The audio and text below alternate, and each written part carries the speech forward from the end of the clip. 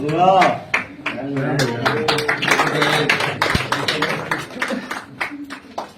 ثقة بالله نجاح.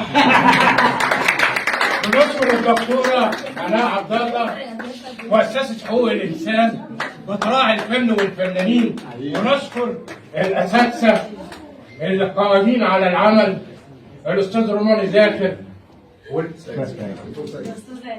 والإعلامية والأستاذ وحيد حافظ، ونشكر الجمهور. والثقة بالله نجاح. احنا عايزين نرجع مدرسة الفن القديم اللي لها هدف. يعني لو بصينا على الافلام القديمة لغاية الوقت بنتفرج عليها اكننا اول مرة، لان لها رسالة.